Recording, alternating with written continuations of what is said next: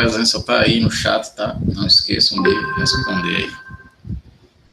Então vamos lá, meus amigos. Vamos continuar nossa jornada pela mecânica, né? Presencialmente, a gente viu a parte de vetores lá no início do ano. Aí agora, em ensino emergencial, né, assim, à distância, nós vimos o capítulo 2 de cinemática. E na aula passada iniciamos o capítulo 3 de leis de Newton, né, e aí a gente conheceu, na aula passada, a primeira lei de Newton. Nós conhecemos a primeira lei de Newton. E o que é que diz, qual é a ideia da primeira lei de Newton, né? Para a gente relembrar aí.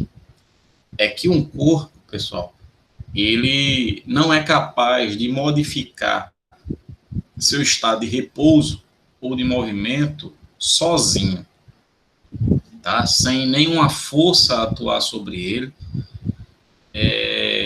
Um corpo não é capaz de modificar seu estado de repouso ou modificar o seu movimento.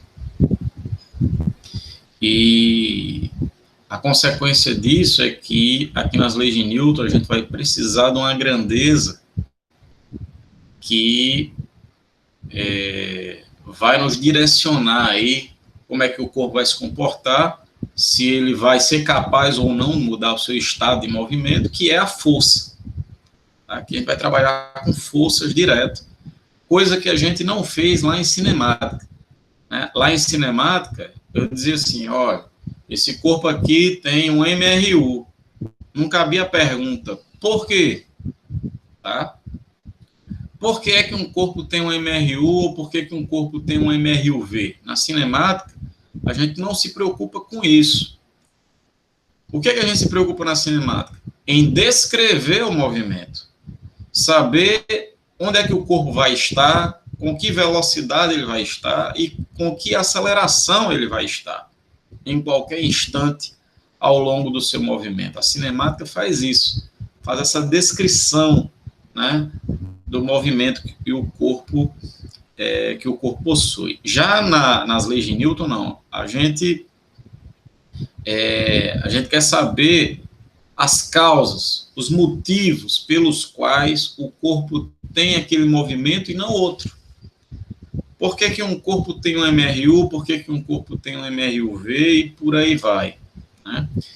Então, na primeira lei de Newton, ela descreve a situação que um corpo deve ter para quando a força resultante sobre ele for igual a zero. Se a força resultante sobre o corpo for zero, existem duas possibilidades para esse corpo. Se ele estiver parado, no momento em que essa resultante das forças deu zero, ele vai continuar parado.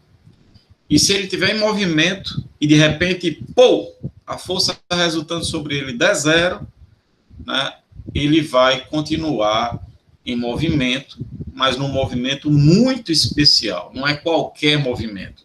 Ele vai continuar em linha reta, com velocidade constante, que é o que a gente chama de MRU, tá? Essa tendência, né, ou essa resistência de mudar a velocidade do corpo, né, que ele está parado, ele vai tender a continuar parado, ou ele está em movimento e tende a continuar em movimento, né, isso é devido a uma resistência que ele tem de mudar a sua velocidade, que a gente deu o nome de inércia, que vai ser proporcional à massa do corpo. Quanto maior for a massa do corpo, maior vai ser essa resistência a mudar a sua velocidade, né? Ele vai querer manter ali a velocidade dele. Se a velocidade é zero, ele vai ter uma tendência de continuar zero, né? E se ele já estiver em movimento, ele vai ter uma tendência a continuar em movimento. Uma coisa importante ainda com relação à primeira lei de Newton, que ela analisa o caso para quando a força resultante é zero, né? Para a força resultante sobre um corpo dar zero, há duas possibilidades. Ou não atua nenhuma força sobre o corpo, tá? Se não atuar nenhuma força, Então, obviamente, a força resultante sobre o corpo é zero. A força total vai dar quanto? Pode, se não tem nenhuma força, então a resultante é zero. A segunda possibilidade é atuar duas ou mais forças sobre o corpo. Mas quando você faz a soma dessas forças, isso dá zero. Lembrando que essa soma que eu estou falando aí é uma soma vetorial, porque força, pessoal, é um vetor, certo? Força vai ser uma grandeza vetorial. Então, quando a gente for trabalhar aqui com a soma de forças, a gente vai estar somando vetores, tá? Aí, lembrando que a gente viu lá no início do ano, em modo presencial, lá antes da pandemia, né? Se os dois vetores tiverem o mesmo sentido, você soma os módulos. Se eles tiverem sentidos opostos, você subtrai os módulos, né? A gente vai relembrando aí, aos poucos, à medida que a gente for discutindo forças, certo? E for somando forças. Então, eu queria chamar a atenção a isso, que na primeira lei de Newton, né, ela descreve a situação para quando a força resultante é zero, e essa resultante vai dar zero ou quando não atuar força nenhuma, ou quando atuarem duas ou mais forças, né, de maneira que elas se cancelam. Pode atuar duas ou mais forças e a soma não dá zero, tá? Mas pode atuar duas ou mais e acabar essa soma vetorial, dando o vetor nulo, tendo um módulo igual a zero. É impossível atuar apenas uma força e a resultante dá zero, tá, pessoal? Se atuar uma força, a resultante vai ser diferente de zero. Tá? Não tem como ter um único vetor e a resultante dá zero. Né? Nessa, no mínimo, dois vetores para a resultante dar zero, porque aí um cancela o outro. Certo? Beleza, então, eu só queria, antes de iniciar a aula de hoje, fazer esse resumo do que a gente viu na aula passada, que é isso, a gente só viu até agora o que é que deve acontecer com o corpo quando a força resultante sobre ele for zero. Hoje, eu vou mostrar para vocês o que é que deve acontecer com ele caso a força resultante seja diferente de zero, que aí o que vai descrever o que vai acontecer com o corpo nesse caso vai ser a nossa querida segunda lei de Newton. Tá? A primeira, ela descreve o que acontece se a resultante for zero, e a segunda descreve o que acontece se a resultante for diferente de zero.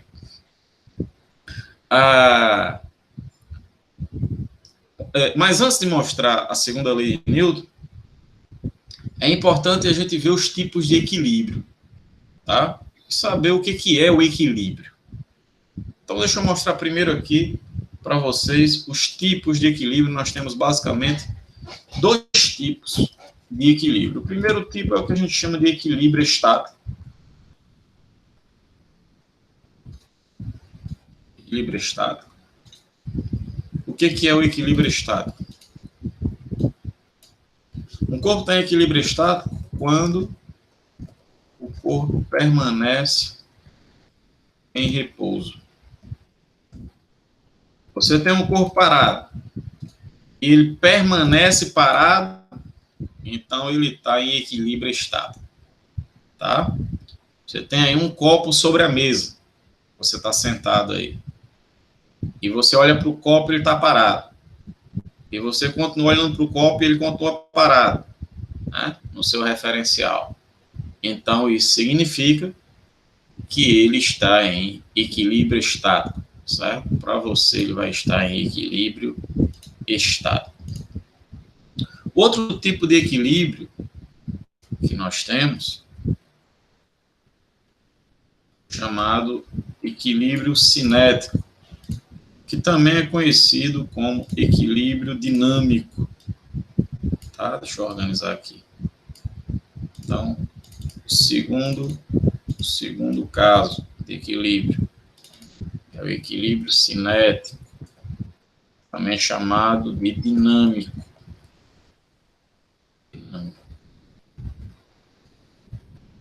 Ok. Então, quando é que um corpo vai estar em equilíbrio cinético ou dinâmico? Ele vai estar em equilíbrio cinético quando ele permanece em MRU. Tá? Um movimento em linha reta com velocidade constante. Então, perceba que esses dois tipos de equilíbrio são exatamente as situações descritas pela primeira lei de Newton. Deixa eu voltar aqui, a primeira lei de Newton. Olha só, primeira lei de Newton.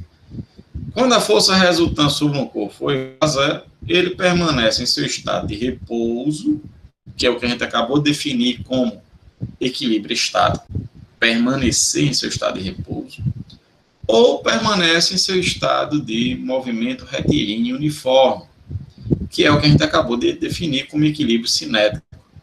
Tá? Então, a primeira lei de Newton, ela nos dá qual é a condição para que um corpo esteja em equilíbrio. Para que um corpo esteja em equilíbrio, independentemente do tipo de ser estático ou cinético, só tem uma condição. E está descrito aqui, que é quando a força resultante sobre o corpo for igual a zero. Tá?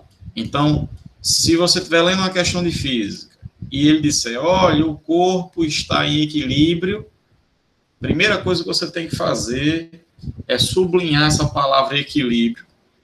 Deixa eu vir aqui. Vem aqui, ó. Sublinha essa palavra equilíbrio, puxa uma setinha e coloca do lado. Força resultante igual a zero. Tá? Que se for alguma questão que envolva algum desenvolvimento matemático, muito provavelmente você vai ter que usar essa informação, que a resultante é zero. Tá? Para fazer a continha. Beleza? Eu vou mostrar aqui uma questãozinha envolvendo isso, para vocês saberem como é que a gente trabalha, certo? Era para ter algum atalho para desativar esse troço. Se eu clicar aqui dá certo também. Tá. Mas seria bom um atalho. Beleza. Vamos lá. Então, um exercíciozinho bem derrubado, certo? Bem malhado. Deixa eu aumentar aqui. Questãozinha malhada. Dá uma olhada aí, eu vou dar um minuto aí para vocês pensarem um pouco sobre essa questão, tá? E aí a gente faz junto. Faça aí.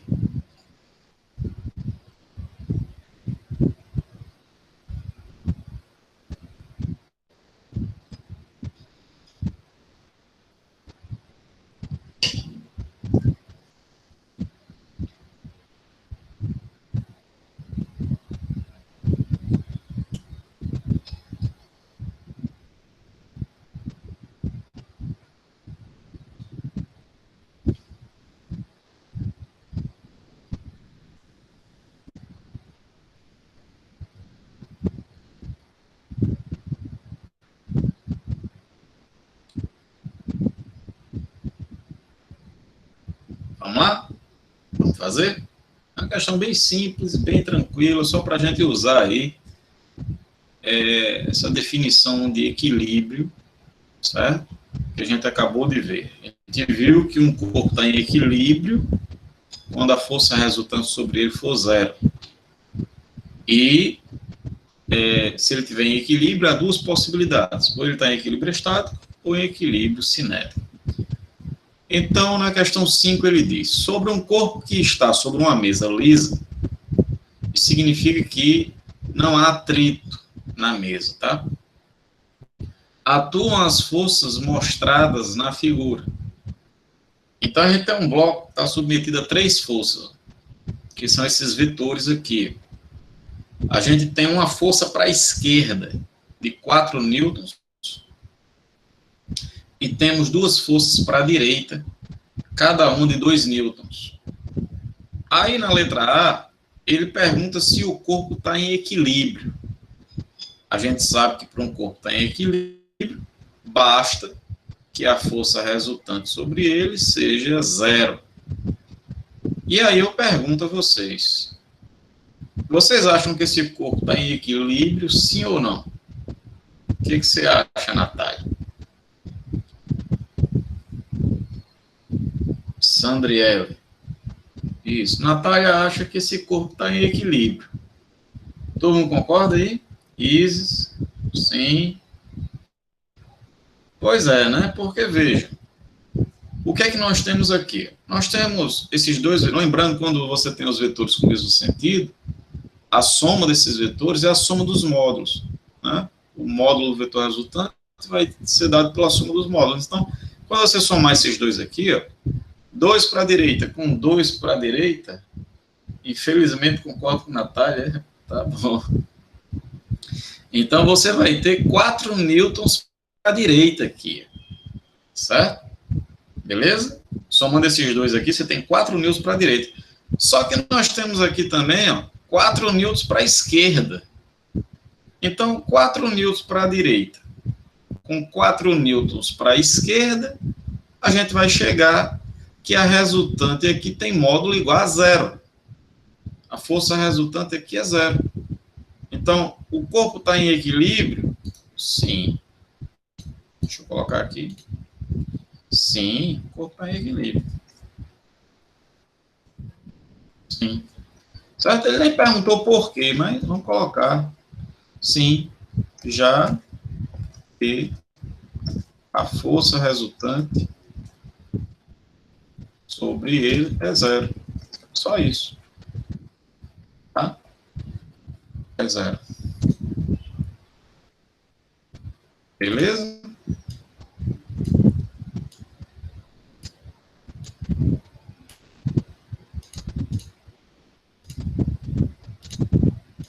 Pronto. Então, a primeira resposta é essa daqui. Podia ter o meio termo aqui, né? Nem lá em cima, nem lá embaixo, né? Mas tudo bem. Vou colocar aqui. Beleza. Letra B. O bloco pode estar em movimento? Caso afirmativo, que tipo? Então, e aí, pessoal? Esse bloco, a gente já viu que a força resultante sobre ele é 0, certo? Aí a questão está perguntando se o bloco ele pode estar em movimento. O que vocês acham? Sim ou não? Se sim, que tipo de movimento ele estaria? E agora? O bloco pode estar... Se a força resultante sobre um corpo for 0, ele pode estar em movimento? Aí complicou, viu? Complicou não, Natália. Ó, a gente viu aqui, ó, se a força resultante sobre o corpo for 0, isso, Camilo, movimento relativo uniforme. A gente viu aqui que se a força resultante sobre o corpo for 0, certo? Há duas possibilidades para o corpo. Ou ele permanece em repouso, ou ele permanece em MRU, que é o que diz a primeira lei de Newton, tá? Então, a gente já viu aqui na letra A que a força resultante sobre ele é 0, e por isso ele está em equilíbrio, certo? Então, há essas duas possibilidades. Ele está perguntando, ele pode estar em movimento? Pode, tá? Se ele estiver inicialmente em movimento, se ele já estiver em movimento, quando a força resultante sobre ele for 0, ele vai continuar em movimento. Sabe? A questão não falou aqui se inicialmente ele está em repouso ou se ele está em movimento. Ela não disse. Então, o bloco pode estar em movimento? Pode, basta que ele já esteja em movimento. Se ele estiver inicialmente em repouso e você fizer a força resultante ser 0, o que vai acontecer? Ele vai continuar em repouso. Mas se ele já estiver em movimento e eu fizer a força resultante ser 0, aí ele vai continuar em movimento. Aí vem a próxima pergunta, certo? Ele vai continuar em movimento. Mas que tipo de movimento? Aí é o que Camille, né, falou aí, que é um movimento retilíneo uniforme, que é o que está aqui, tá? Então, o bloco pode estar em movimento? Pode.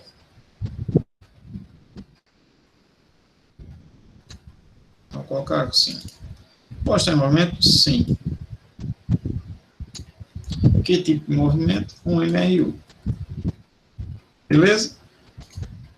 Pronto. Morreu Maria Preá. É isso. Tranquilidade? Beleza aí? Primeiro, show de bola? Tranquilo, né? Então, agora sim, vamos iniciar a segunda lei de Newton. Tá? Vamos ver o que é. Que diabo é essa segunda lei de Newton? Vamos ver aqui.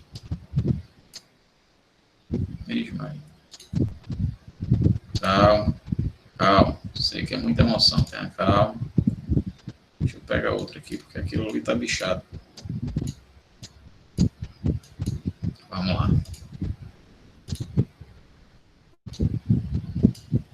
Vamos lá.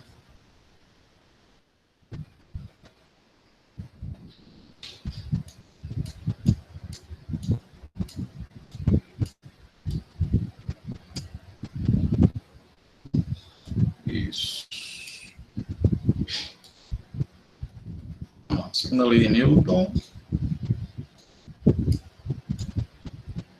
Segunda lei. Segunda lei de Newton. Também é conhecido como princípio fundamental. O princípio fundamental da dinâmica. Então, veja. A segunda lei de Newton, pessoal, ela vai analisar o caso. A gente viu que a primeira diz o que acontece com o corpo quando a força resultante sobre ele é zero.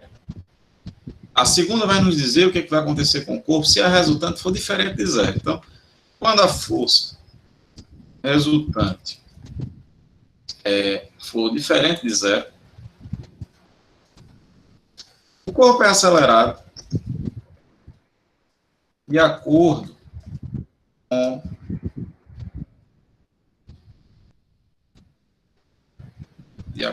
com essa expressão aqui.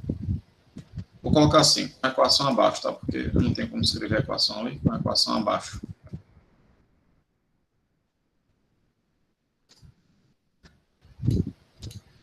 Vou pegar a equação aqui.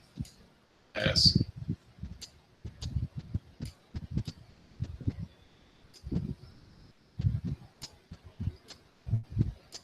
Vamos lá, o que é essa equação? Essa equação, F é igual a m vezes A, ela diz que a força resultante sobre um corpo é igual à massa do corpo vezes a aceleração. Tá?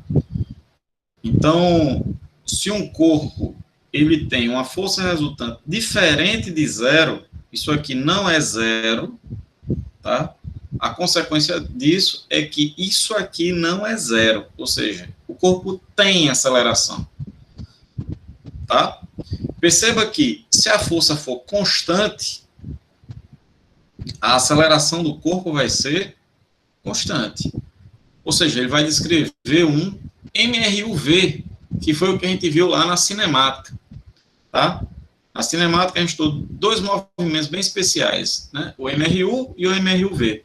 A gente já viu, só que lá na cinemática a gente não se preocupou por que motivo, né? Por que razão o corpo teria um MRU ou um MRUV. Agora, eu estou dizendo para vocês quais são as causas que fazem o corpo ter um MRU ou um MRUV. O MRU, a gente viu na primeira lei de Newton que o corpo vai ter, isso vai acontecer quando a força resultante for zero.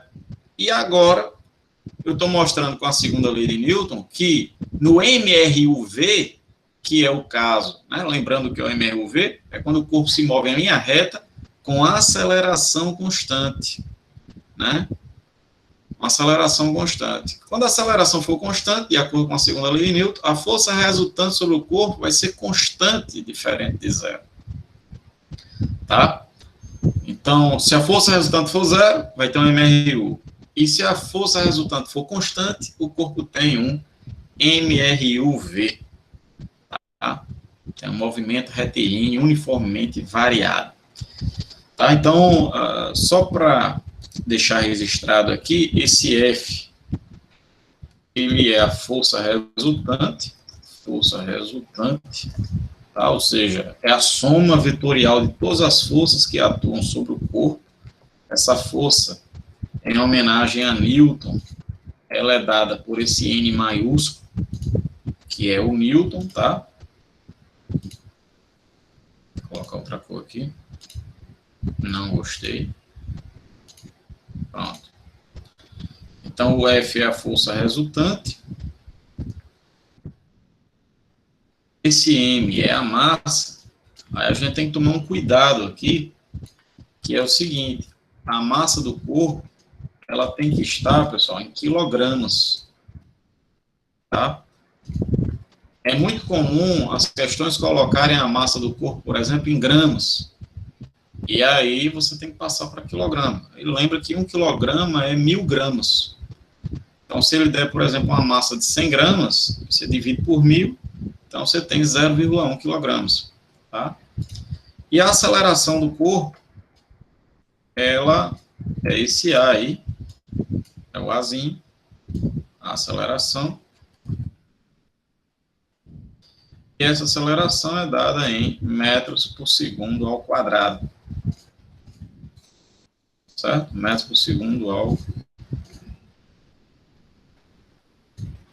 quadrado. Beleza? Nós vamos ter isso aí. Então, lembrando como é que se calcula a aceleração, né, de um corpo. Né? Você vai fazer ΔV, a variação da velocidade, no tempo você vai achar a aceleração média do corpo. Mas você, quando a gente for trabalhar com isso aqui, sempre vai ser uma aceleração constante. Então, ΔV sobre ΔT, que é o valor médio, vai dar a própria constante, né? Que é aquilo que eu falei algumas aulas atrás. Por exemplo, se você tira 7 o ano inteiro, qual é a sua média? 7, né? Então, se um corpo tem uma aceleração constante, a aceleração média é a própria aceleração constante, né? Beleza. Outra coisa importante aqui, pessoal, é o seguinte.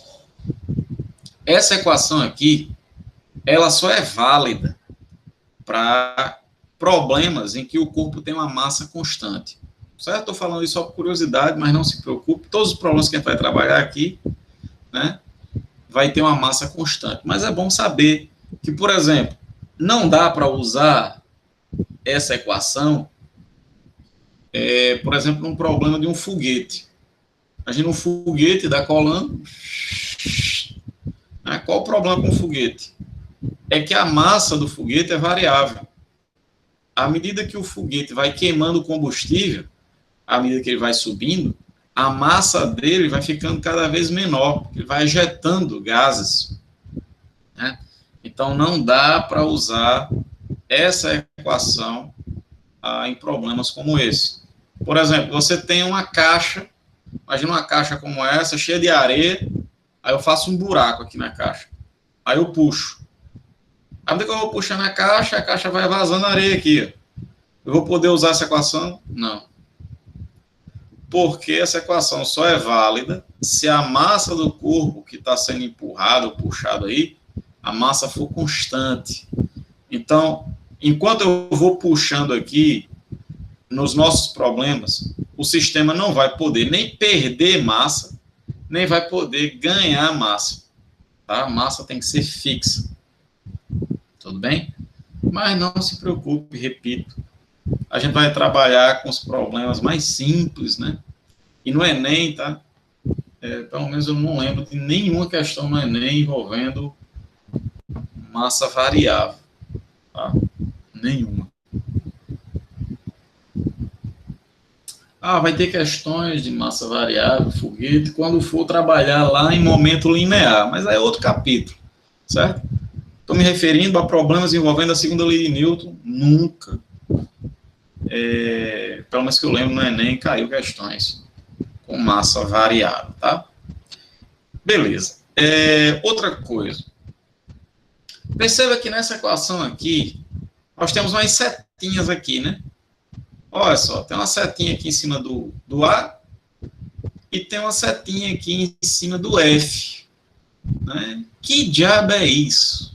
Né? Para que diabo é que tem essas setas aí em cima dessas letras? Isso mostra que nós temos aqui uma equação vetorial. Tá? O que nós temos aqui, pessoal, é a massa, que é um número. Massa é uma grandeza escalar. Ela não tem propriedades direcionais. Né? Por exemplo, eu garanto que nunca chegou ninguém para você e disse assim: ei, minha massa é de 50 kg horizontalmente para a direita. Hã? Tem algum sentido nisso? Não, né? Porque massa não tem propriedades direcionais. Massa é uma grandeza escalar. Ela é representada apenas por um valor numérico e sua unidade e tchau. Tá? Então, você chega para a pessoa e diz: olha, minha massa é de 50 kg. Acabou. É uma grandeza escalar. Né? Então, você tem um número, que é a massa, vezes um vetor. E aí, eu não sei se vocês vão lembrar, mas isso eu falei 300 milhões de vezes para vocês quando a gente estudou vetores. Eu falei tantas vezes isso, que sempre quando eu falava, vocês completavam já. Não sei se vocês lembram. Né? Na sala eu dizia assim: pessoal, sempre que a gente multiplicar um número por um vetor, a resposta disso é sempre... Aí vocês em coro, vocês diziam: um vetor! Eu dizia: isso mesmo, vocês já estão sabendo mais que eu. Eu espero que vocês ainda lembrem disso. Né? Quando a gente estudou vetor, a gente viu isso. Sempre que você multiplica um número por um vetor, a resposta necessariamente, pessoal, é um vetor. Tá? Então, nós temos uma equação vetorial aqui. Tá? Um número vezes um vetor dando um vetor. E aí, quando a gente estudou isso, tá? Nós vimos uma coisa. Deixa eu fazer só um paralelo aqui, só para a gente relembrar uma coisa importante lá em vetores. Tá? Lá de vetores. Olha só. A gente viu lá em vetores isso aqui. Se você tiver um número, vezes um vetor qualquer, vou colocar aqui, por exemplo, um vetor V, certo? Um vetor V2. Um número vezes um vetor V2. Isso aqui sempre vai dar um vetor que eu vou chamar de V1. Tá? Só que tem um detalhe. Esse número aqui, ele pode ser positivo, negativo ou zero, né? Se ele for zero, não tem graça. Se for zero vezes qualquer coisa, vai dar um vetor aqui de módulo igual a zero. Certo? É o chamado vetor nulo, se esse n for zero. É a situação sem graça, né? Quando esse número for positivo ou negativo, qual é a consequência disso para o resultado? Né? Vamos relembrar aqui. Não sei se vocês lembram disso. Se lembrar, ótimo. Mas, para quem não lembra, eu também coloquei isso no quadro, eu lembro perfeitamente lá no início do ano, pelo menos 300 vezes. Mas, depois de 300 anos que a gente não se vê, né? Por causa da pandemia. Vamos ver aqui. Então, por exemplo, digamos que eu tenho aqui um vetor V2. E eu quero multiplicar esse vetor V2. Ah, Maria. Eu quero multiplicar esse vetor V2, por exemplo, por 2. Qual o resultado disso? O resultado disso é um vetor V1 que tem o dobro do tamanho. E se ele tem o dobro do tamanho, consequentemente, ele tem o dobro do módulo. Por exemplo, se esse vetor V2 ele tem módulo igual a, sei lá, 10 unidades, então o vetor V1 tem 20 unidades.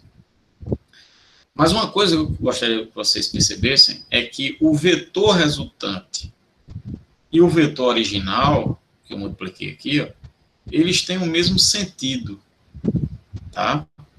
Isso acontece porque a multiplicação foi feita com escalar positivo. Se você pegar esse vetor V2, deixa eu colocar aqui o V2 de novo. Você pega aqui o vetor V2.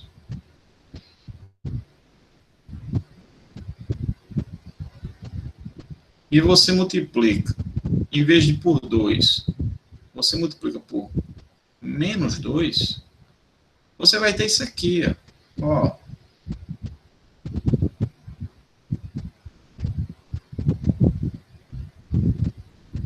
aqui o vetor V2. Você vai ter um vetor com sentido contrário ao do que você multiplicou, certo? Então, se você multiplica um vetor por um número positivo, o vetor resultante tem o mesmo sentido do vetor original. Se você multiplica por um número negativo, ele tem sentido oposto ao vetor original. Professor, e por que diabo é que você está falando isso? Eu estou falando isso para vocês perceberem uma coisa bem legal aqui, na segunda lei de Newton. Olha só isso. Olha só. Segunda lei de Newton, para um corpo de massa constante, diz que a força resultante é igual a massa vezes a aceleração, certo? Que é exatamente uma equação nesse estilo aqui. Um número vezes um vetor é igual a um vetor. Só que perceba, o número, que é a massa é sempre um número não negativo, né? Massa é sempre um número que não pode ser negativo. Nunca alguém chegou para você e disse assim, ei, minha massa é de menos 40 kg. É possível isso? Não. Tem uma massa negativa, nós não teremos. Então, se um corpo qualquer ele vai ter sempre uma massa positiva, então a gente vai ter sempre esse primeiro caso aqui. Se o número é positivo, o vetor resultante e o vetor original, eles sempre têm a mesma direção e o mesmo sentido, que é o que vai acontecer aqui, ó. Sempre a força resultante e a aceleração, que é o vetor resultante e o vetor original aqui, ó, eles têm o mesmo sentido, tá? Então, se você tem, por exemplo, um corpo aqui, em que a força resultante, digamos que a força resultante aqui, sobre essa caixa, seja para frente. Força resultante sobre a caixa aqui, ó.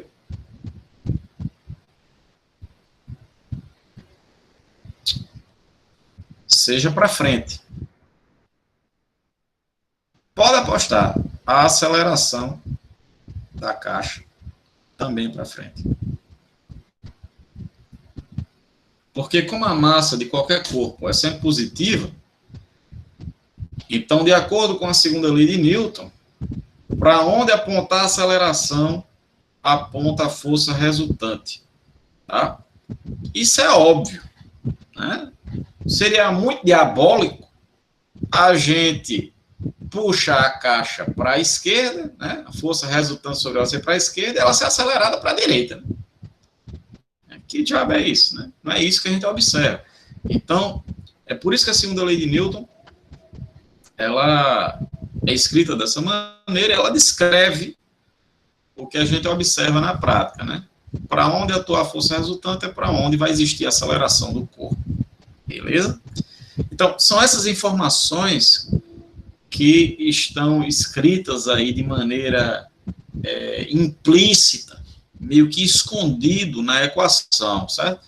Tem gente que olha para essa equação aqui e faz, tá, F é igual a vezes A, nem olha essas setinhas aqui, ó.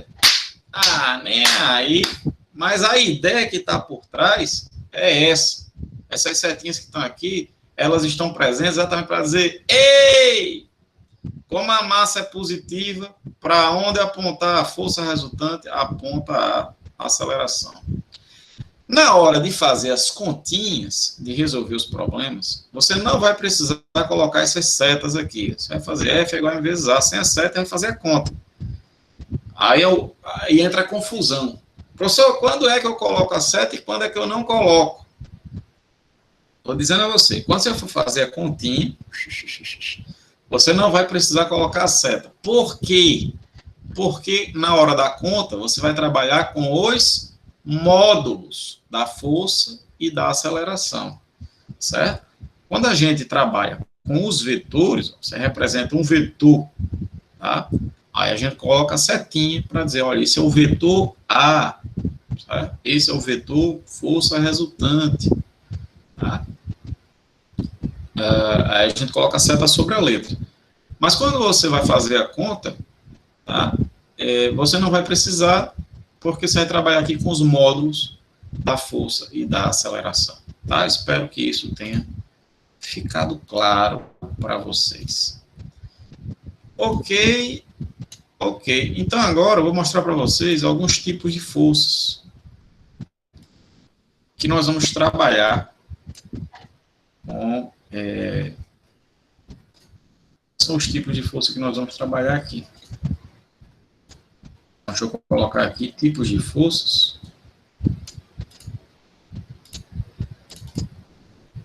Tipos de força. Tipos de forças. O primeiro tipo, o tipo mais malhado de força que a gente vai trabalhar, é chamada força peso. Peraí, quem não está fazendo uma pergunta, deixa eu olhar ali qual é a pergunta. Quem? A seta do vetor resultante sempre vai ser na horizontal e para a direita quando a gente vai representar o cálculo, no caso. O Kenio, você está se referindo à seta sobre a letra ou ao vetor? Tá? Pronto. A seta sobre a letra, ela sempre aponta para a direita.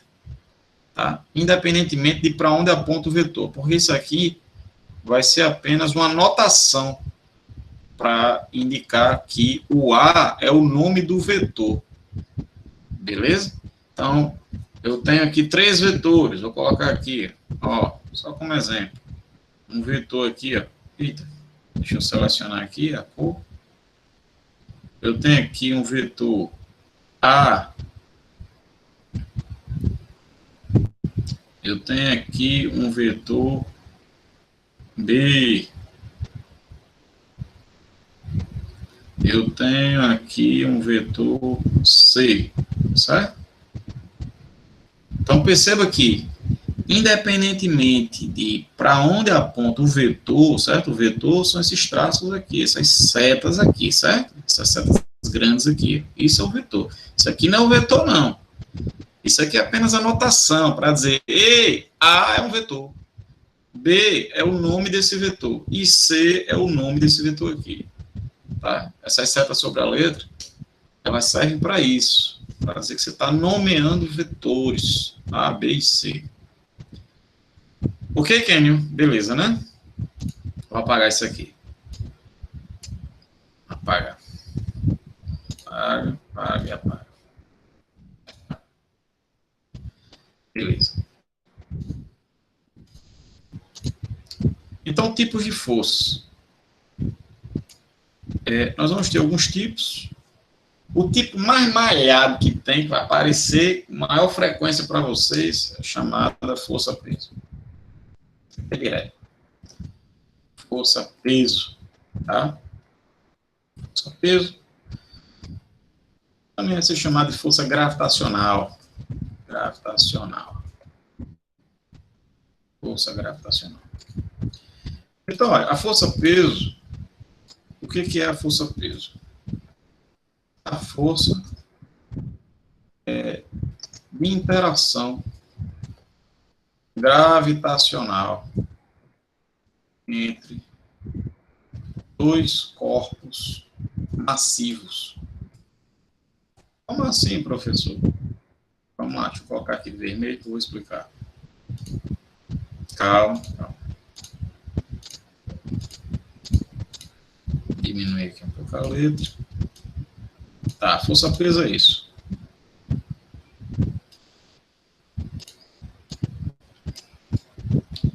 É a força de interação gravitacional entre 2 corpos massivos. Então, veja, aqui eu estou dando qual é a condição para que exista uma força gravitacional entre 2 corpos. É que eles tenham massa, certo? O que é um corpo massivo? É um corpo que tem massa. Sempre que você aproximar 2 corpos que tenham massa, né, que no caso, praticamente tudo ao nosso redor tem massa, né, uma coisa que não tem massa, por exemplo, aqui, são as partículas de luz. A luz, ela é formada por partículas chamadas de fótons. E esses fótons não têm massa, né? Mas vamos para o nosso mundo clássico aqui. Né? Qualquer objeto que você pegar, vai ter uma determinada massa. E quando você aproxima de outro objeto, né? Você aproxima de outro objeto, esse objeto também tem massa. Se esse tem massa e esse também tem massa, pode apostar, ele se atrai. há uma atração entre eles, uma atração gravitacional. Há uma atração gravitacional. Essa atração gravitacional que vai existir entre eles é proporcional à massa. É por isso que a gente não observa dois copos sobre a mesa. Se abandona dois copos sobre a mesa, eles fazem isso. Não, a gente não observa isso.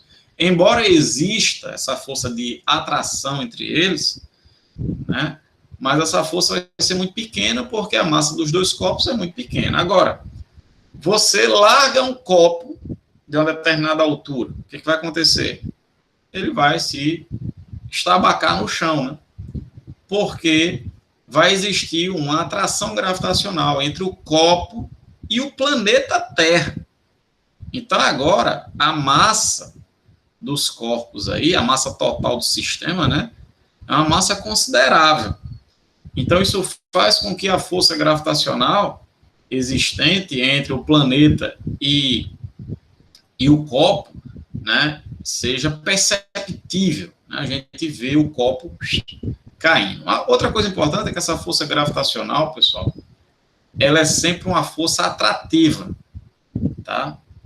Não existe força gravitacional de repulsão, tá? Então, a força gravitacional é sempre uma força romântica. É uma força que tende a juntar os corpos massivos. Então, pessoal, por exemplo, então deixa eu puxar aqui uma figura para demonstrar essa questão da força gravitacional. Deixa eu puxar aqui uma figurinha. Né? É o caso de você largar uma bola de uma determinada altura do solo, tá? Não precisa ser lá na caixa Bosó, que é o caso aqui da figura, né? Lá fora da Terra aqui. Vai existir essa força gravitacional, essa força-peso, tá?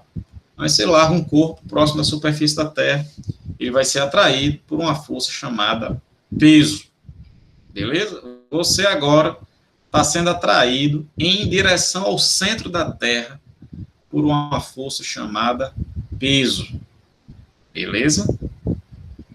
Tranquilo? Então, essa primeira força aí que a gente vai trabalhar. Segunda força, vamos conhecer cada uma das forcinhas aqui.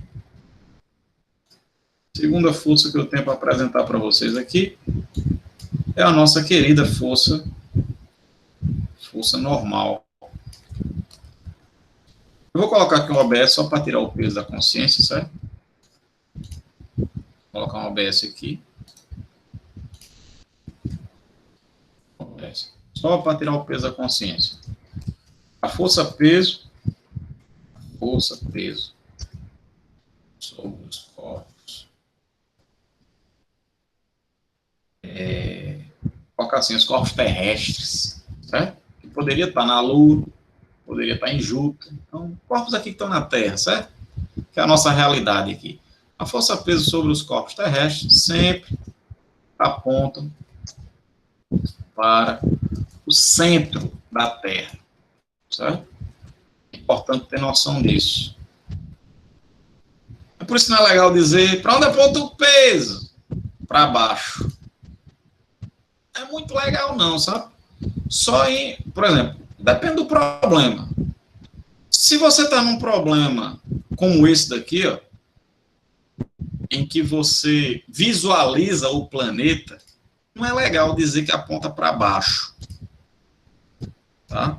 Porque, por exemplo, se o cara está aqui no hemisfério norte, né? Beleza, né? No nosso referencial, do jeito que está aqui, seria para baixo, né? Mas o cara que está lá no hemisfério sul, certo? Ele está lá no polo sul, lá no extremo. Né? O peso vai apontar para baixo? O peso aqui, se o cara estiver bem aqui, deixa eu desenhar aqui. Olha só que bonitinho. Está aqui o cara, ó. Está lá ele, na superfície lá, gelado do polo sul, certo? Aí o peso aqui vai atuar para baixo? Não, né? O peso ele atua em direção ao centro da Terra. Tá? Então, se você está num problema em que você tem essa visão da Terra aí, o legal é você dizer que o peso atua por cento da Terra, e não que atua para baixo. Agora, se você está num problema assim, deixa eu mostrar aqui. A questão mostra, sim, pronto, esse caso aqui, ó, pronto. Olha só como a gente saiu. A gente estava lá fora da Terra, aí a gente deu um zoom. E foi lá para cima do corpo. Tá aqui a caixa e aqui a superfície. Qual a superfície? Aqui. Pronto. Aí, nesse caso, você pode dizer, aqui o peso atua para baixo. Tá? Essa é uma coordenação motora para colocar para baixo aqui. Para baixo é o peso. Beleza? Tranquilo? Beleza. Vamos para frente. Então, a força-peso sobre os corpos terrestres sempre aponta para o centro da Terra. Sempre aponta. A força-peso sobre os corpos terrestres sempre aponta para o centro da Terra. Tá? Normal. Força normal. O que vai ser a força normal? É a força de interação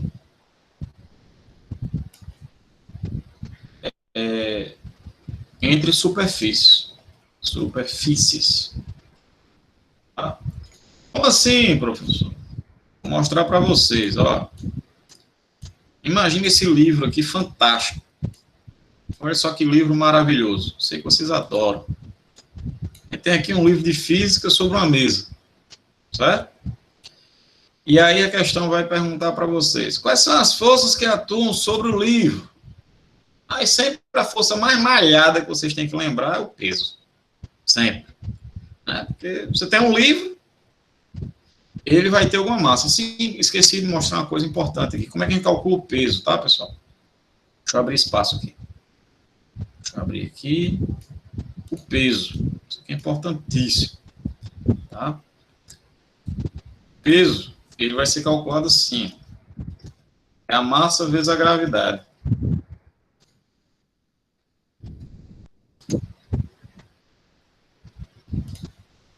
Massa vezes a gravidade. Tá? Deixa eu colocar aqui. E força-peso é dada em newtons.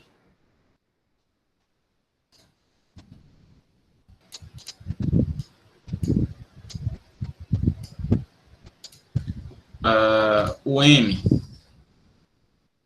é a massa, é dada em quilogramas.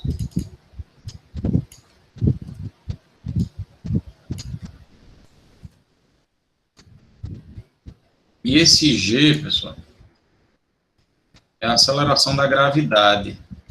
Quando você está próximo de um corpo massivo, o corpo que tem massa, ele produz em sua volta um campo gravitacional. Esse campo gravitacional, aceleração da gravidade, estacional. Esse campo gravitacional vai fazer com que qualquer corpo que tenha massa imerso nele, ele fique submetido a uma aceleração, que é chamada aceleração da gravidade.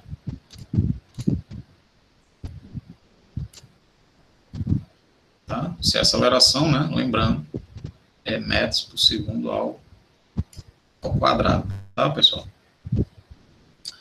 No caso do planeta Terra, pessoal, esse G, o G na Terra, certo? Deixa eu colocar aqui um T. G na Terra. O G no planeta Terra, ele é cerca de 9,8 metros por segundo ao quadrado, tá? Mas muitas vezes, para facilitar as contas, né, a gente acaba arredondando isso aí para 10 metros por segundo ao quadrado. Tá? Então, deixa eu colocar aqui a gravidade na Terra, 10 metros por segundo ao quadrado. O que significa isso? O que significa o campo gravitacional da Terra ser 10 metros por segundo ao quadrado? Significa que se você largar um corpo, você vem aqui, ó, e solta um corpo qualquer, soltei, o que vai acontecer? Esse corpo ele vai cair com a aceleração da gravidade, que vale 10 metros por segundo ao quadrado. E o que significa esse corpo ter uma aceleração de 10 metros por segundo ao quadrado? Alguém lembra? O que significa o corpo ter uma aceleração de 10 metros por segundo ao quadrado? A gente discutiu isso em cinemática. Cinemática, eu mostrei para vocês qual é a diferença entre velocidade e aceleração. Qual a diferença entre um corpo que tem uma velocidade de 10 metros por segundo e o corpo tem uma aceleração de 10 metros por segundo ao quadrado? Uma velocidade de 10 metros por segundo significa que a cada segundo o corpo percorre 10 metros. Isso é velocidade. Certo? É a rapidez com que ele se move. Velocidade. A aceleração é o quê? É a rapidez com que ele muda a velocidade. Quanto maior a aceleração, ele muda a velocidade mais rápido. Ele fica cada vez mais rápido, com mais rapidez. Ou seja, a velocidade muda ligeiro. Ele tem uma aceleração grande. O corpo tem uma aceleração pequena. A velocidade muda devagar. Ele vai ficando cada vez mais rápido, mas isso muda devagar, lentamente, porque ele tem uma aceleração pequena. Né? É o caso de uma Ferrari e um Fusquinha. A Ferrari ganha velocidade, o Fusquinha, né, aquele negócio, você desce para empurrar, aí ele vai, pega, esquenta o motor, né, aí vai caminhando aos poucos. Então, a aceleração do Fusquinha é muito menor do que a aceleração de uma Ferrari. A capacidade de mudar a sua velocidade, a velocidade muda muito lentamente no Fusquinha. Na Ferrari, a velocidade muda muito rápido. Então, aqui, vai indicar a rapidez com que a velocidade do corpo muda enquanto ele está caindo. Enquanto ele está caindo, ele fica cada vez mais rápido, né? E a mudança na velocidade vai se dar a essa taxa aqui, que significa que a cada segundo, o corpo aumenta a velocidade em 10 metros por segundo. Esse é o significado dessa aceleração gravitacional. Então, deixa eu fazer uma pergunta para vocês. É muito importante ter consciência disso, porque aí vocês vão conseguir resolver alguns problemas de cabeça, certo? De cabeça, sem fazer conta, sem riscar o papel, vocês, numa boa, vão conseguir responder o problema. Por exemplo, há um tipo de questão bem malhada que diz assim: Joãozinho larga uma pedra da janela do seu apartamento. Não faça isso, pelo amor de Deus. Mas é comum aparecer questões assim. Fulaninho larga uma pedra de uma altura tal, e essa pedra, olha a informação que eu vou dar agora, essa pedra demora 3 segundos, 3 segundos, para bater no solo. Ele lá em cima largou a pedra, ó, 3 segundos bateu no solo. Aí ele pergunta: qual a velocidade que a pedra bate no solo? Malhado demais. Se você sabe, ó, o que significa essa aceleração aqui, que o corpo vai cair com aceleração 10 metros por segundo ao quadrado, né? De cara, pô, você já sabe qual é a velocidade que a pedra vai bater no solo. Alguém aí sabe que velocidade é essa? Né? Veja, ó, o que significa a aceleração da gravidade ser 10 metros por segundo ao quadrado? É que a cada segundo de queda, a pedra vai aumentar a sua velocidade em 10 metros por segundo. Então, se ela vai demorar 3 segundos para bater no solo, né, não precisa ser nenhum Albert Einstein para saber que essa pedra vai bater com que velocidade. Diga aí para mim. Diga aí, só para eu poder dormir em paz hoje. Faça isso, me ajude. Ajude seu professor. Ajuda aí que eu estou meio perdido aqui. suquinho de manga.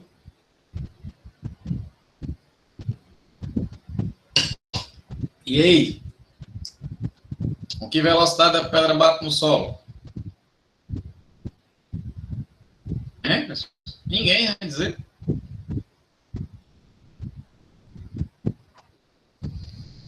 Tá bom, então eu vou ajudar vocês, ó. Natália perguntando, Tô perguntando que velocidade a pedra bate no solo se eu largar ela de uma determinada altura. Eu larguei a pedra a uma determinada altura. Aí essa pedra demorou 3 segundos para bater no solo. A pergunta é, com que velocidade essa pedra vai bater no solo? Com que velocidade? Diga aí para mim. Me mate de orgulho. Faça seu professor feliz. Diga aí. Espera aí. Mais um. Ó, acompanha aí, Natália. Acompanha o raciocínio, ó. Você larga uma pedra, essa pedra, ela cai com essa aceleração aqui, 10 metros por segundo ao quadrado, certo? Essa aceleração gravitacional na Terra, tá? Você está na Terra, né? Pois bem. Então, se ela tem essa aceleração, isso significa que a cada segundo, a pedra aumenta a sua velocidade em 10 metros por segundo. Então, você está lá, larguei a pedra. Qual é a velocidade dela? 0. Eu larguei agora. Aí, 1 segundo depois, qual é a velocidade da pedra? 10. Por quê, professor? Porque a cada segundo, a velocidade aumenta de 10 metros por segundo. Aí, cai 1 segundo, certo? Aí, do primeiro segundo para o segundo, ela vai ganhar mais 10. Então, se ela tinha 10, agora no segundo segundo ela tem quanto? 20. Aí, do segundo para o terceiro segundo, que é quando ela bate no solo. Imediatamente antes dela bater no solo, no terceiro segundo, ela está com que velocidade? Né? Então, do segundo para o terceiro segundo, ela vai ganhar mais 10. Então, de 20 mais 10, 30. Ela vai bater no solo com 30 metros por segundo. É isso. Professor, e se a queda fosse maior e ela demorasse 5 segundos para bater no solo? Vamos lá, adivinha para mim com que velocidade que a pedra ia bater no solo? Vamos lá, bem rápido, digita aí. 50. Pronto, é só isso. A cada segundo que um corpo está caindo, o corpo vai caindo. A cada segundo ele ganha 10 metros por segundo. Professor, e se em vez de eu tiver largado a pedra, se em vez de largar, quando você larga, solta, abandona, a velocidade inicial da pedra é 0. Mas se em vez de eu largar a pedra, se eu jogar a pedra para baixo, digamos que eu jogue a pedra para baixo com uma velocidade de 20 metros por segundo, certo? E ela demora 2 segundos para bater no solo. Eu joguei com 20 e ela demorou 2 segundos para bater no solo. Alguém consegue adivinhar para mim qual é a velocidade que a pedra vai bater no solo? Eu joguei para baixo com 20 e ela demora 2 segundos para bater no solo. E agora? Ela bate no solo com que velocidade? Hein, pessoal? 60? Ah, Maria, por que 60? Veja, Natália, olha. Eu joguei com 20. Certo? Joguei com 20, presta atenção. E ela demora 2 segundos. 2. Tá? Se ela demora 2 segundos para bater no solo, devido à aceleração gravitacional, que é 10 metros por segundo ao quadrado, ela vai ganhar nesses 2 segundos quanto de velocidade? Ela vai ganhar 20. Mas ela não já tinha 20 quando eu joguei? Eu joguei com 20. E ao longo da queda ela ganhou mais 20. Então ela bate no solo com que velocidade? 40, né? 40 metros por segundo. Deu para entender isso? Foi meio complicado. É isso. Certo? Lógico que a gente está trabalhando aqui com o caso ideal em que a força de resistência do ar é desprezível, certo? Se a gente considerar o ar existente, essa massa de ar vai executar uma força de resistência ao movimento, e aí vai fazer com que a pedra bata no solo com uma velocidade menor do que no caso ideal, certo? Mas não se preocupe, a gente vai trabalhar aqui sempre com o caso ideal, o caso mais malhado que tem, em que a resistência do ar é desprezível. Tá, então, beleza. Isso aqui é o peso, ele vai ser calculado dessa forma, a massa vezes a gravidade. Por exemplo, qual é a sua massa, Natália? Digamos que Natália tenha, sei lá, 50 kg, certo? Então, qual seria o peso de Natália? Tem uma resistência a dizer de, sabe? As questões dizem, o peso é de fulano, mas ninguém tem peso não, sabe? Porque ninguém tem força, tá? A força, ela é aplicada sobre você, mas deixa para lá. A força, o peso de Natália. Quanto é que seria o peso de Natália? Então, a massa de Natália, 50 kg. O G, 10 metros por segundo ao quadrado. Aí fica aqui a massa, que é 50, vezes o G, que é 10, vai chegar aqui o peso de Natália é 500 newtons. Olha aí, Natália. Pois é, porque popularmente falamos de peso, né? Então, é importante, muito boa observação, Natália. É muito importante ter consciência que numa prova de física, se ele perguntar seu peso, não vai ser aquilo que está marcando na balança, não. Aquilo que marca na balança, que mostra lá 45 quilos, 60 quilos, aquilo ali não é seu peso. Aquilo ali é sua massa, tá? Diferente. Não confundir massa com peso. São coisas completamente diferentes. Vamos lá. Primeiro que a massa é uma grandeza escalar. O peso, como é uma força, é uma grandeza vetorial. Primeira diferença.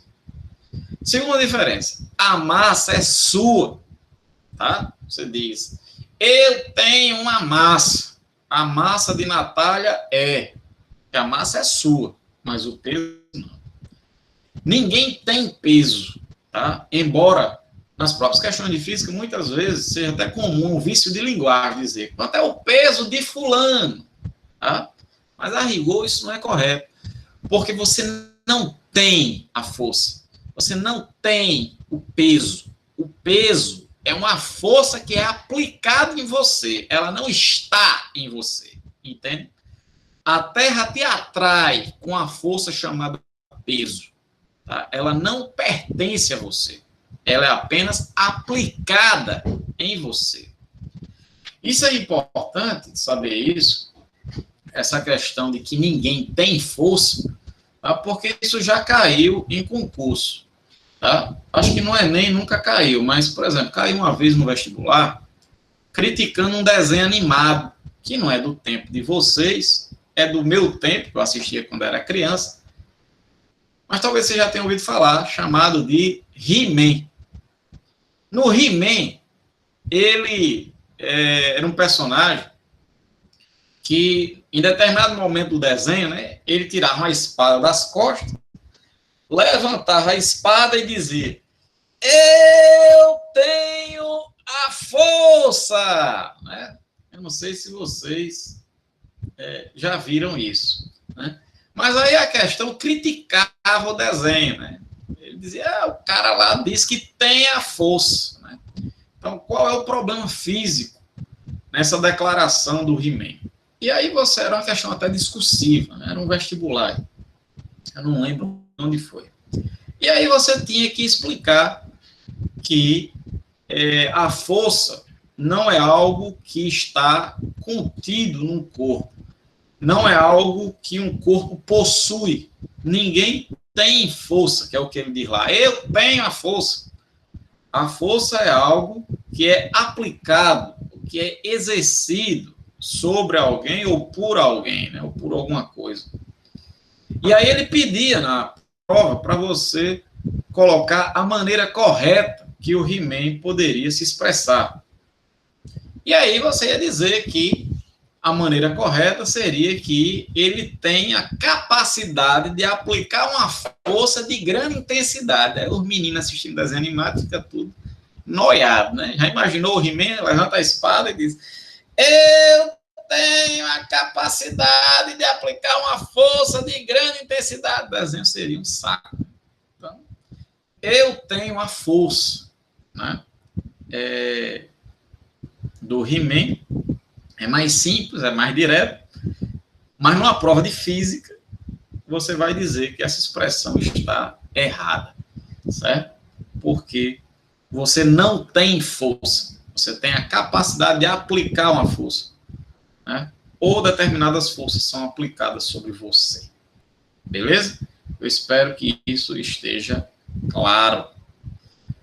Outra coisa, ainda comparando aqui a massa com o peso, é que, como eu disse, né, a massa é sua.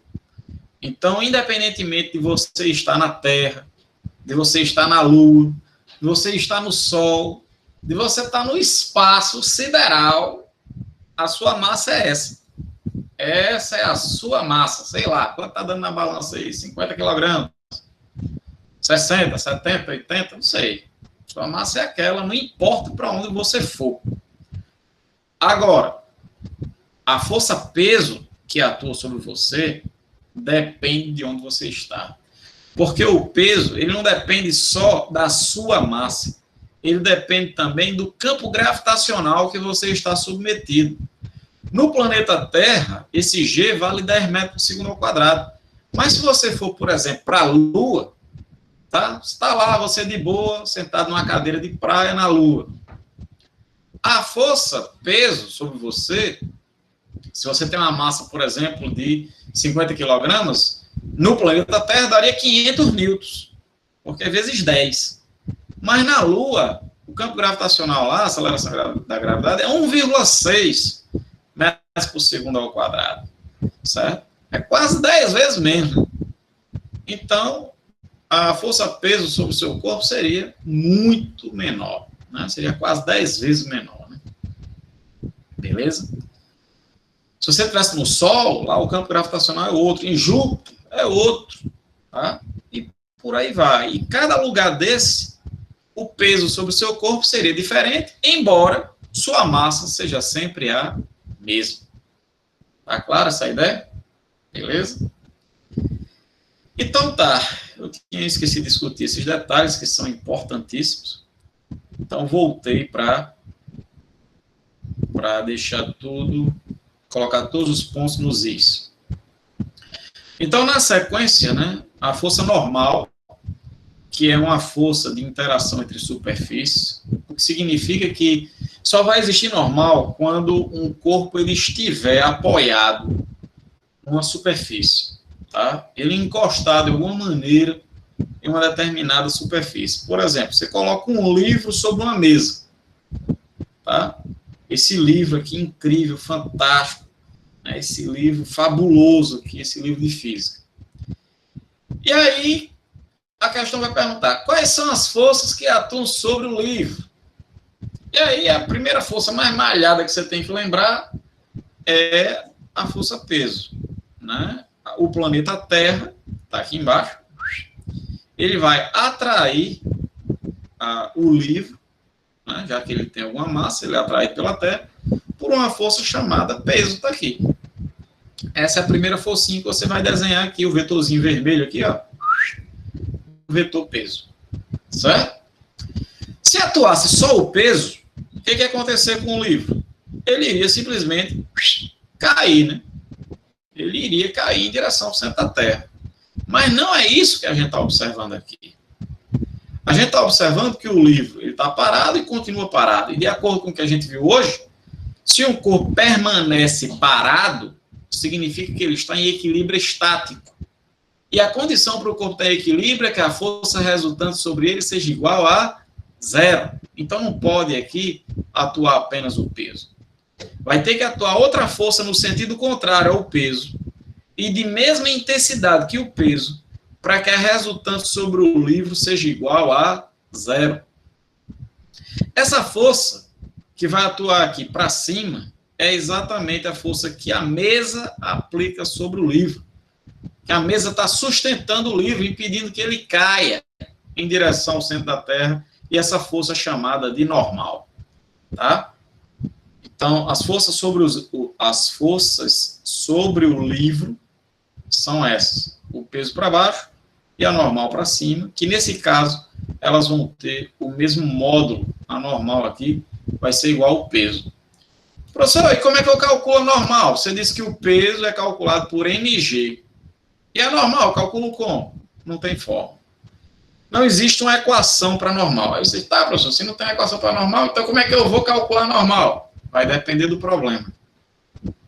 Nesse problema que eu estou mostrando para vocês aqui, a normal é igual ao peso. Então, você calcula o peso, está aqui, ó, mg, e diz que a normal vale isso. Por exemplo, a massa do livro é, sei lá, 2 kg. Quanto é o peso? O peso vai ser 20 newtons, que não é vezes 10, tá? Então, o peso é 20 newtons. Então, nesse caso, quanto é a normal? 20 newtons. Porque a normal aí tem o mesmo módulo do peso. Professor, e por que a normal tem o mesmo módulo do peso? Porque o livro está em equilíbrio. Professor, o livro está em equilíbrio? Por que o livro está em equilíbrio? Porque ele permanece em seu estado de repouso. É isso. Beleza? Tranquilo. Professor, e a normal sempre vai ser para cima? Não necessariamente. Para onde é que aponta a normal? Vou colocar como OBS. Vamos lá, vou colocar aqui. Para onde aponta a normal? Eu disse que o peso aponta 100% da Terra. Certo? A força normal. A força normal é sempre perpendicular à superfície. Mas tem crase aqui, né? Perpendicular aqui. Eu acho que tem uma crase. Tem? Eu acho que sim. O caso difícil é crase, né? Mas tudo bem. A força normal é sempre perpendicular à superfície. Veja, a superfície aqui é horizontal. A superfície é horizontal. Aqui é a superfície. E a normal é como? Aqui é a normal. É vertical. Qual o ângulo entre a normal e a superfície? Está aqui, ó, 90 graus. Né? Você tem isso. Está aqui a normal, está aqui a superfície. E o ângulo aqui? Entre a normal e a superfície? 90. Tá? Então, sempre o ângulo existente entre a normal e a superfície é de 90 graus. Sempre a normal é perpendicular à superfície. Isso vai te ajudar a determinar para onde é que aponta a normal, tá? Por exemplo, vou colocar outro exemplo. Olha só outro exemplo aqui. Deixa eu puxar a figura. Tá aqui a figura. Olha só isso. Imagina uma bola.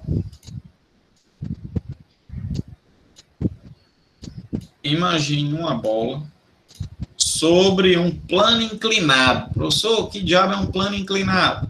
Imagina que você pega a sua mesa, está aqui a sua mesa, você pega de um lado da mesa e faz isso. Pronto. Você deixou de ter uma superfície horizontal, um plano horizontal, para ter um plano inclinado. Esse aqui. Tá? Aí você larga uma bola aqui. Larguei a bola. Essa bola, ela é atraída pela Terra, por uma força chamada peso. Tá? Que vai apontar sempre para o centro da Terra. Então, como a gente deu o zoom aqui, a gente está bem próximo da superfície, né? Então, você vai poder dizer aqui que ela atua para onde? Para baixo. Certo? O peso vai atuar aqui para baixo, aqui também. Beleza. Professor, e a normal?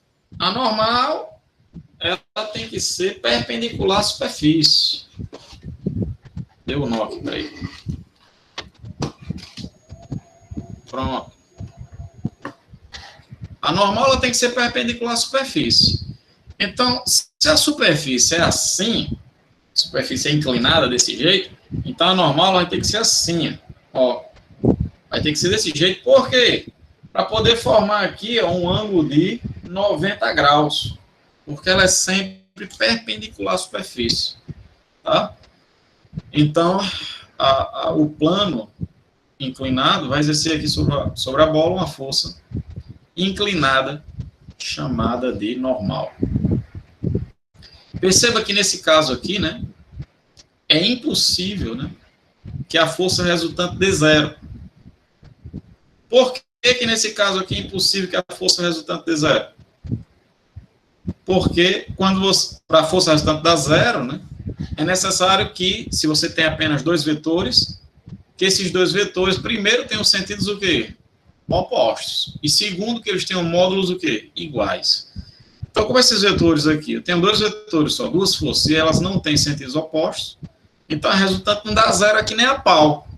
Aí você diz, tá, professor, a resultante não dá zero aqui nem a pau, né? E daí? A resultante não dá zero. E daí que a gente viu o que é que acontece se a resultante for zero e se a resultante for diferente de zero. Se a resultante for zero, é o que está acontecendo aqui. No primeiro caso, o corpo está em equilíbrio estático. Ele está parado e permanece parado. Nesse caso aqui, como a resultante não dá zero nem a pau, então a gente vai usar a ideia da segunda lei de Newton. O que acontece com o corpo quando a resultante é diferente de zero? Ele sofre uma palavrinha mágica, aceleração. Tá? O corpo é acelerado. Professor, o que é o corpo ser acelerado? É que ele muda a velocidade. Tá? No caso aqui, ó, ele vai escorregar pelo plano inclinado cada vez mais rápido. Você larga a bola, ela ganha velocidade, e vai escorregando pelo plano cada vez mais rápido, porque ela vai estar acelerada, já que a força resultante sobre ela é diferente de zero. Ou seja, aqui a gente tem um corpo em equilíbrio e aqui a gente tem um corpo que não está em equilíbrio. Tá claro isso, pessoal? Tudo bem? Beleza? Eu espero que vocês tenham entendido isso. Então, até agora eu mostrei para vocês duas forças. Duas. A mais malhada de todas, a força peso, a força mais derrubada. Né? Tem um corpo qualquer, ele representa as forças. A primeira que você vai lá, peso, malhado. E a segunda força que eu estou mostrando para vocês é a normal, que é uma força de interação entre superfícies, certo? Terceira força. Deixa eu mostrar aqui a terceira força. Força tração.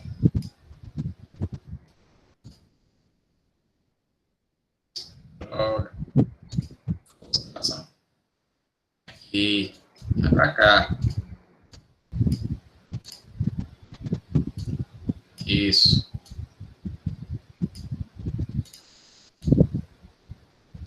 Isso. Vamos deixar alinhadozinho aqui. Deixar um negócio bonitinho, né? Porque, pelo amor de Deus. Vamos lá. Então, força tração. Força tração. Tá? Pode ser chamado também de tensão, tá? Tensão. Força tração é a força exercida por um fio. Exercida por um fio. Um cabo. Tá? Vou botar aqui, cabo. Algum corpo aí filiforme, forma de fio, que puxa outro corpo. Por exemplo, deixa eu colocar aqui. Vou puxar logo essas duas figuras aqui. Essa aqui eu discuto já, deixa ela em stand-by. Vamos lá. Por exemplo, imagine que você tenha um lustre. Uma lâmpada aqui pendurada ao teto. Certo? Ela está pendurada por um fio. Aqui, ó, o fiozinho. Tá? Uma corda aqui, ó, que está segurando o lustre. Aí a questão vai perguntar para você: ei, qual é a força? Quais são as forças que atuam sobre o lustre? Quais são as forças que estão atuando aqui? E aí você sabe que se o lustre tem uma determinada massa, ele é atraído pela Terra por uma força chamada peso. Então, o primeiro vetorzinho você desenha esse. Peso. Aí depois vocês perguntam, o lustre está apoiado sobre alguma superfície, pessoal? Tem uma mesa aqui, alguma superfície que está apoiando o lustre? Não, não tem. Ele está preso por um fio. Se não tem nenhuma superfície que está apoiando o lustre, então não há normal. Não tem força normal aqui. Tá? Lembre-se, a normal é uma força que vai existir entre superfícies. Certo? Você vai ter aqui a superfície do livro e a superfície da mesa. Aqui tem a superfície da bola, a superfície do plano inclinado. Então, aqui não há interação entre superfícies. Mas a gente tem aqui um fio que está puxando o lustre para cima, é o que sustenta o lustre. Professor, e por que o fio está puxando para cima? Por que ele não empurra o lustre para baixo? Pessoal, a gente olha para o lustre e ele está parado e continua parado, né? Então, o lustre está em equilíbrio estático. Se ele está em equilíbrio estático, isso significa que a força resultante sobre o lustre é zero. Né? A gente sabe que, inevitavelmente, o peso aqui vai apontar para baixo. Se a resultante é zero, então a tração só pode apontar para onde? Para cima, né? Então, a tração ela vai apontar para cima e vai fazer com que a resultante aqui seja zero. Professor, e como é que eu calculo a tração? A tração aqui eu vou calcular como? Tem uma forma? Não tem forma. Tá? Então, a equação para o peso, que é mg. Para normal, não tem equação. E para tração também não tem. Professor, então como é que eu vou descobrir quanto é que vale a tração? Vai depender do problema. Nesse caso aqui, o lustre não está em equilíbrio, então a tração tem que ser igual ao peso. Tá? Por isso que é importante as definições de equilíbrio, né? De equilíbrio estático e equilíbrio cinético. Porque você vai usar nesses casos aí. Eu quero calcular a tração. Tá, não tem equação para tração. Como é que eu vou calcular isso? Ah, mas o lustre tem equilíbrio. Se o lustre tem equilíbrio, a força resultante é zero. Então, a força para cima tem o mesmo módulo da força para baixo. E o peso você calcular. Tá? Então, eu acho o peso e digo que a tração tem a mesma intensidade. Beleza?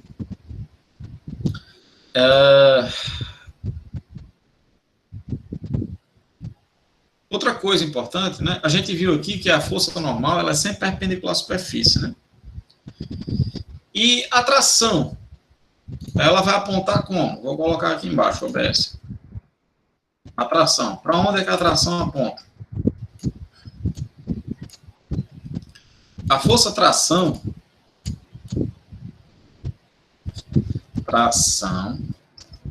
sempre aponta do corpo para o fio. Sempre. Ó. Do corpo para o fio. Então é para cima. Em outras palavras, o fio sempre puxa. Ele nunca empurra. Não dá para você pegar, amarrar. Por exemplo, aqui, ó, uma situação como essa. Eu quero empurrar essa caixa. Aí eu amarro um fio e empurro o fio. O que vai acontecer? A caixa vai ser empurrada? Não. O fio vai ficar simplesmente frouxo, né? E a caixa não vai ser empurrada. O que eu posso fazer com a corda é puxar. Tá? Então, a força-tração é sempre do corpo para o fio, porque o fio sempre puxa. Ele nunca consegue empurrar. Tá? Então, a tração ela sempre vai apontar do corpo para o fio. Então, vamos ver outro exemplo aqui, esse caso. Vamos colocar um plano inclinado agora. Exemplo 2. Exemplo 2. Deixa eu colocar aqui. Olha só. Ele vai colocar agora uma bola num plano inclinado. E agora ele amarra um fio aqui, ó. Ele amarra um fio a um gancho. Certo? A bola está presa a um ganchinho aqui, através de um fio. Aí ele vai perguntar a você de novo, quais são as forças que atuam sobre a bola? Aí a força mais derrubada de todas, que vocês vão lembrar aí. é o peso que está atuando para baixo. O peso atua aqui, para baixo. Aí a bola não está sobre uma superfície? Se está sobre uma superfície, ela pressiona a superfície. Então, a superfície vai exercer sobre a bola uma força, que é chamada de normal, que é uma força perpendicular à superfície, né? A direção da superfície é essa, então a normal, perpendicular. Beleza? E o fio? O fio vai exercer sobre a bola uma força, né, puxando a bola aqui, ó, sempre do corpo para o fio, que é chamada de tração. Tranquilidade? Primeira, show de bola? Tranquilo?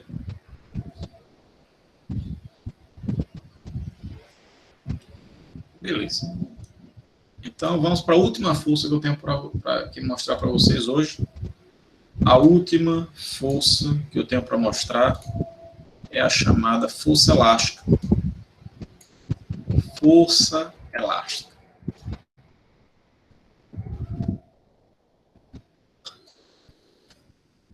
Força elástica.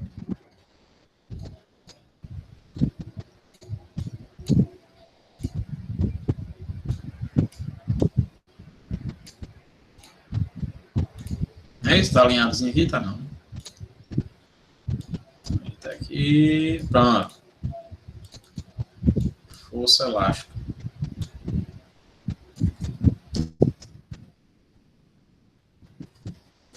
Força elástica.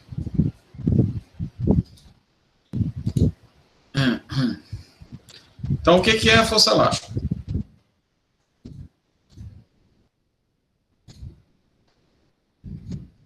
Força elástica é a força exercida por um corpo elástico. Por exemplo, uma liga de dinheiro. Você pega aquelas ligas, amarra uma pedra na liga, puxa e mira na cabeça do coleguinha. Né? Não faça isso. Então, quando você puxa a pedra aqui, ó, o que acontece? A liga vai exercer sobre a pedra uma força. Né? Essa força é a força elástica. Tá? Você prende um corpo a uma mola. Está aqui. Vamos colocar aqui a mola. A mola. Tá aqui. Deixa eu puxar para cá.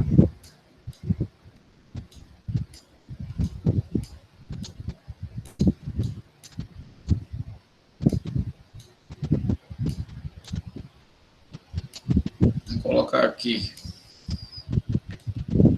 Força elástica. Você tem aqui um bloco preso a uma mola, certo? Aqui. A mola inicialmente ela está não distendida, nem comprimida, nem esticada. A gente diz que ela está em sua posição de equilíbrio. O bloco está em sua posição de equilíbrio. Professor, por que é chamado de zero a posição de equilíbrio? Porque é aquela posição que se você largar o bloco aqui, ele vai para onde? Para lugar nenhum. Ele permanece em seu estado de repouso, ou seja, ele permanece em equilíbrio estático.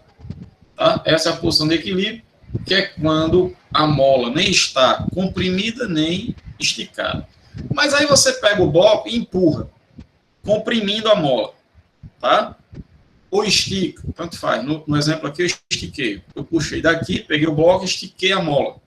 Quando você estica, você vai começar a sentir uma resistência. A mola puxando do outro lado. Você vai puxando para cá e a mola puxando do outro. Passa a atuar sobre o corpo uma força exercida pela mola, que é um corpo elástico. A gente chama essa força exercida pela mola de FE, força elástica. Então, quais são as forças que atuam aqui sobre o corpo? A gente vai ter a mais malhada de todos, que teve em todos os casos que eu mostrei para vocês aqui. A força peso, a terra vai atrair o bloco para baixo com a força peso. Agora o bloco está sobre uma superfície horizontal, então a normal vai ter que ser vertical aqui para cima, formando 90 graus, certo? Né? O ângulo vai ser sempre 90 graus.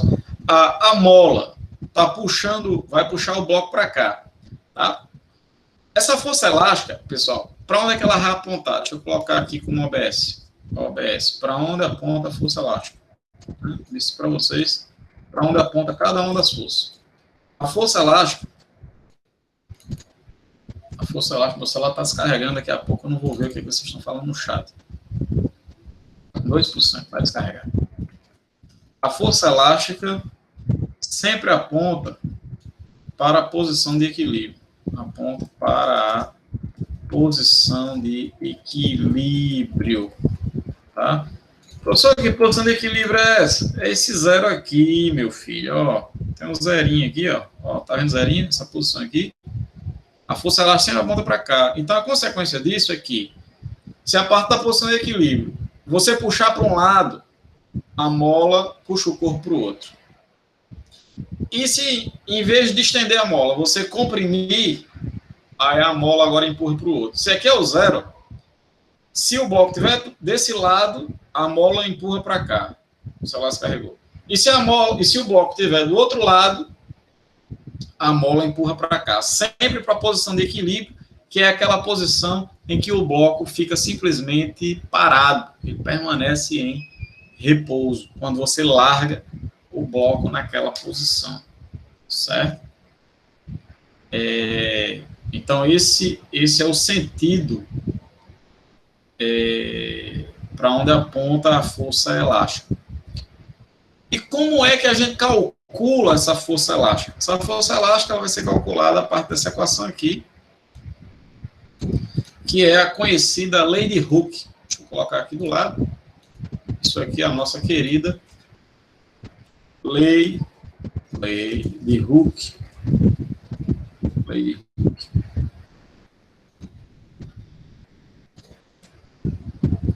A questão fala para você, você vai usar a lei de Hooke, a força elástica. Força elástica é igual a Kx. Tá? Esse FE, é a força elástica, que vai ser dada em newtons.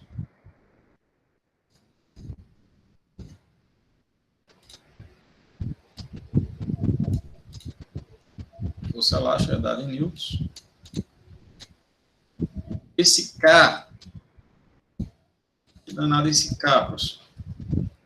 Esse K é chamado de constante elástica. Constante elástica. No sistema internacional, vai ser dado em newton por metro. Professor, e o que é que significa esse K? Esse K, ele mostra a dureza da mola. Você já deve ter manuseado alguma mola alguma vez na sua vida, e você já deve ter observado que tem algumas molas que são bem duras, aquela mola que você aplica uma força enorme, e ela tem uma dificuldade enorme de estender ou comprimir. Essa fica ali, ó, né? Essas molas, ela tem uma constante elástica grande. E tem algumas molas, você pega a mola e faz isso aqui, ó. Ela tem uma constante elástica pequena, porque ela tem uma dureza pequena, certo? Ela distende e comprime com facilidade, beleza? Então, a constante elástica, ela vai depender da mola, se ela é uma mola mais difícil ou mais fácil de deformar. E esse X, pessoal, esse X aí é a deformação da mola, é quanto você comprimiu ou distendeu. Deixa eu colocar aqui, deformação da mola. No sistema internacional vai ser dado em metros. Tá? Deixa eu colocar isso aqui um pouquinho para cima.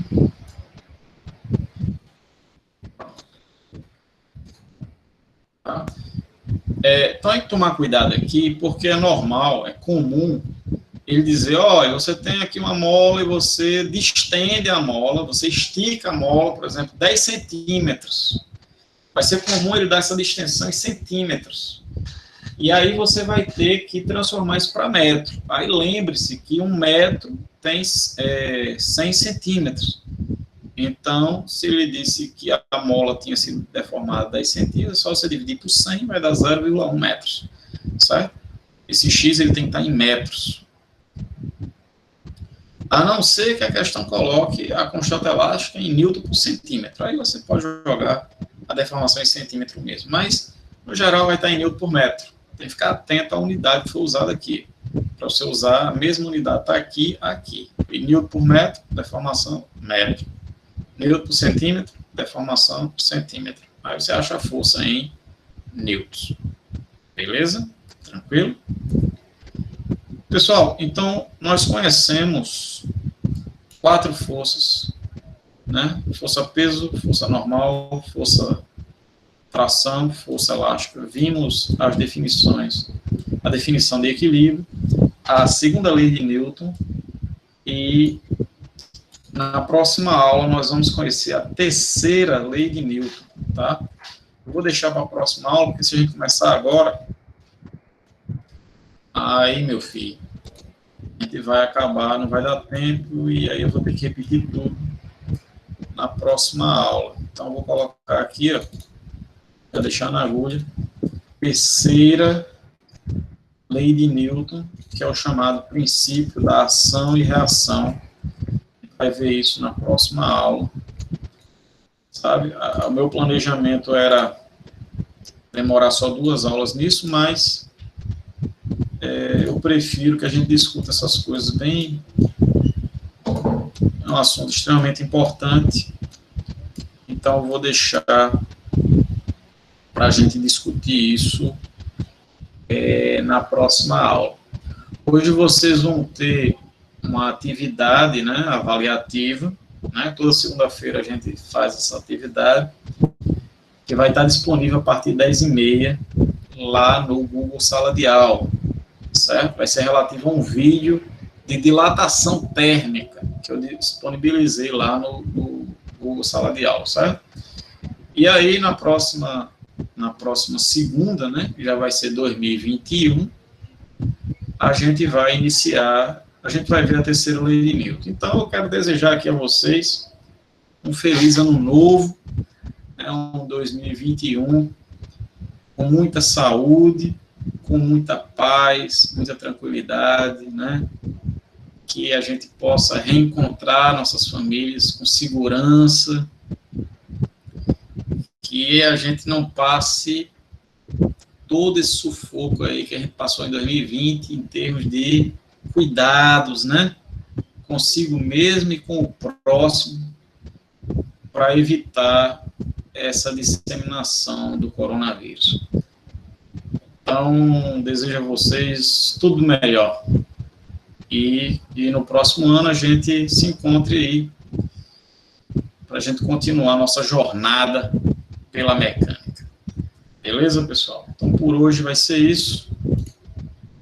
E até a próxima. A lista de presença, vou colocar aqui no chat, tá?